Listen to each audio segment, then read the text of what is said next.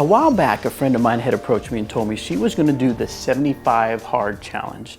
Now, I'd heard about it in a couple podcasts, but I didn't know a whole lot about it. Just recently, I had some friends of mine from my pickleball group say they wanted to take up the 75 hard challenge as well. I mean, I had done challenges in the past. I had done the 7-day detox. I felt hunger. I felt a little hungry, but I was okay. Trained for a marathon. It's our first break. We're at the 2K, just past the 2K mark. And even just recently did 30 days of only eating the carnivore diet. The entire month of June for 30 days, I had eaten only meat. So I decided to look more into the 75 hard challenge. I found a podcast episode by Andy Frisella, who's the creator of 75 Hard Challenge.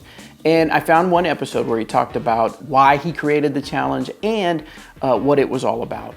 This is to reprogram your level of discipline so that later, not just now, later and in any point in time in the future, when you need discipline, you can make the decision that I need discipline today, and this needs to get done.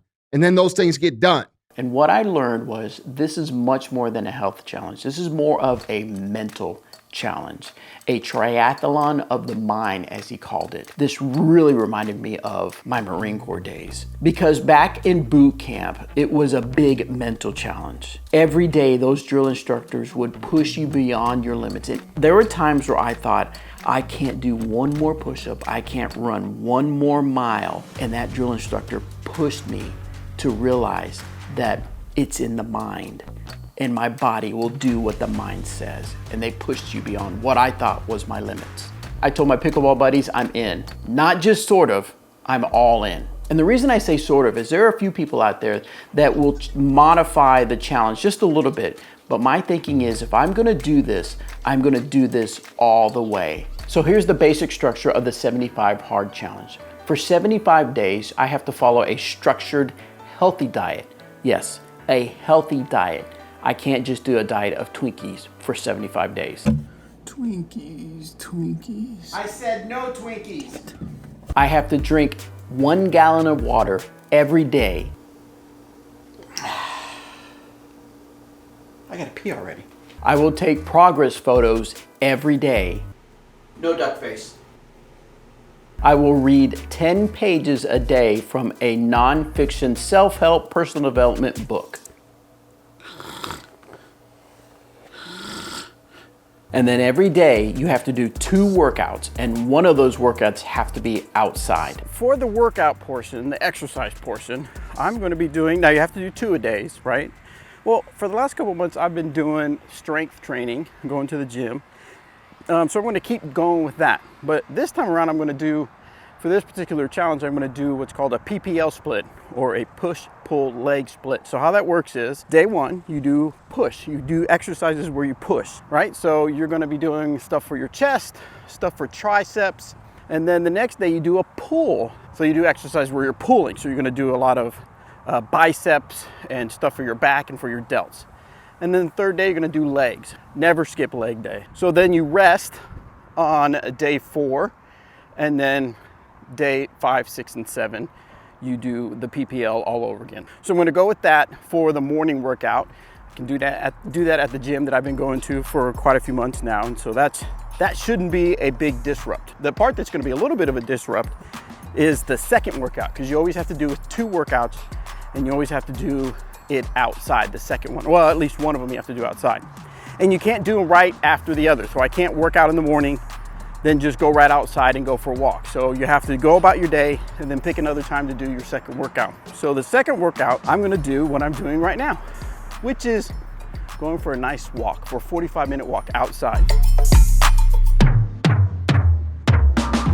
For the diet portion, what I'm gonna do is I'm gonna do clean eating. Now, what does clean eating mean? That means that I'm going to eat food that's as close as to its natural state as possible. And in other words, very minimally processed, right? So I'm gonna follow a rule where if it has more than 5 ingredients, I'm gonna not include it. So for example, an apple, its ingredients is apple. Chicken, its ingredients is chicken. Sweet potato, its ingredients are, or is, sweet potato. So that's kind of the rule I'm going to follow. Now, I've done before, when I did the carnivore diet, the first 2 weeks, I didn't have any sauces or any spices other than salt and pepper. Well, that got old really fast. So for this one, I am going to add sauces like some ketchup and teriyaki sauce, but what I'm using is a sugar-free from CLG Hughes. So sugar-free ketchup, so that we can reduce some of the sugars. 75 days is a long time, about 10 and a half weeks. And I know that a lot of times I spend family time when I go out to eat. So when I go out to eat, the rule is meat and veggies. No sauces, because I know they're going to put, I can't control what kind of sauce they put on, or what they put in their sauce. So when I go to a restaurant, it's going to be meat and veggies, no starches. So for the reading portion, I'm doing Jordan Peterson's 12 Rules for Life. And of course, part of the 75 hard rules is that you have to read at least 10 pages a day from a nonfiction book. Now, I've never read Jordan Peterson's books. I've seen a lot of his YouTube videos, and I don't agree with everything he has to say, but I like mostly what he has to say. So I want to dive a little deeper into his perspective. And I heard that this was a really good book. As far as reading for the 75 Hard Challenge, it wasn't a huge stretch for me. I have read nonfiction books, a lot of self-help books, but I do tend to listen to them. So a lot of it has been on audiobooks, and that's a strict rule. It can't be an audiobook. You have to read it. And this makes sense because there are times when I'm listening to an audiobook on a walk or while driving my car, and I'll get distracted. And I'll notice that I'll listen to 2 or 3 minutes and not even really have consumed a lot of what was trying to be portrayed from the book. And sometimes I'll have to rewind. My purpose for doing this challenge is I want to remind myself of what I'm capable of doing both physically and mentally. I am in control of what I think. I am in control of what I put in my body. And I need a reminder that I am capable more than sometimes what I think I'm capable of. Now, because I love doing this type of stuff and I love looking back at some of my old challenges that I've done, I'm going to document this on video, post a few videos here on my YouTube channel or on Instagram, maybe even some TikTok videos as well. So let me know in the comments, have you done this challenge before? What have you learned? Have you thought about doing this challenge? What is stopping you from doing it? If you've never done this challenge and you think I'm crazy, let me know that as well.